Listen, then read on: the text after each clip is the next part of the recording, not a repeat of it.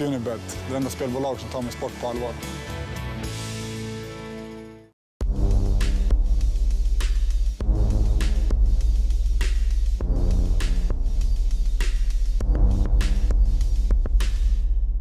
Kimura.se, we just finished up. We're at the press conference at Globen, and I'm alongside the perpetual underdog, as we like to call you, Mr. Rick, the horror story. How are you holding up, sir? I'm pretty beat up.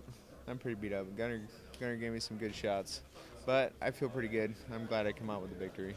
Now let's talk about that, the horror. What were going through your mind when it was announced it's going to be a split decision?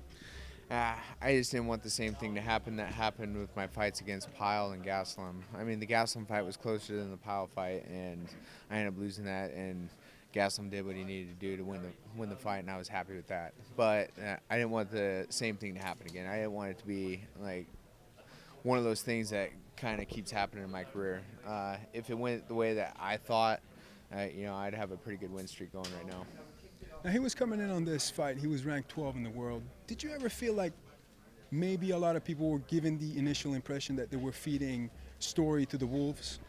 At first it seemed like that, and you kind of get an overwhelming feeling coming into the homeland of your opponent at the same time.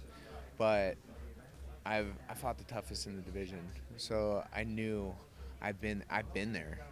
And I had all the confidence in the world that I would be able to do what I did tonight.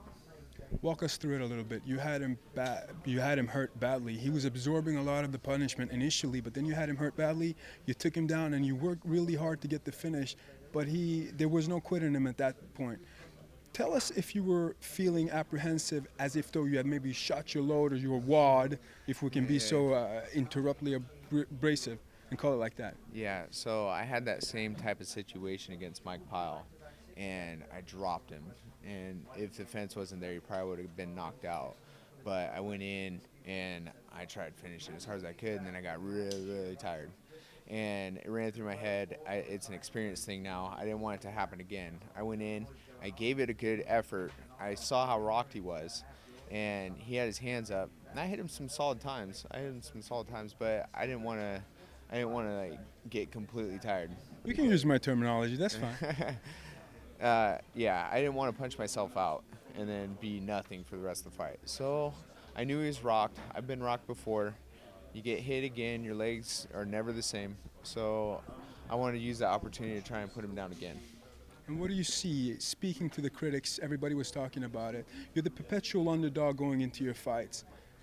You were mentioning a little bit as that not a huge motivational factor for you, but does that help and aid you a little bit in coming into a new country and into a new market working for these types of fights? No, I don't dwell on it just because I can't control any of that. The only thing I can control is what I do when it's time to fight. So I just put all that aside. I just focus on what I'm going to do. I used to get all motivated for it, but that takes too much energy. So now I just focus on what I'm going to do in the fight, go out there, do it, and then leave. But how do you tend to that though? Because that has to be really hard. You are a established name in the UFC. You had great fights. I mean, you mentioned Alves fight, the Johnny Hendricks fight. You're an established name, Rick. How do you view that when you come in and they have you as the underdog towards a guy who's? Sooner or later, I won't be the underdog. And I keep going out and putting on performances and winning, and I won't be the underdog anymore. So that's the way I look at it. If I go out and I keep winning, I won't be the underdog anymore. If you could say anybody you would like to fight next, who would that be? I haven't even thought about it. If I force you to think about it. I'm sorry. I don't know like what the rankings are. I don't know exactly what the rankings are.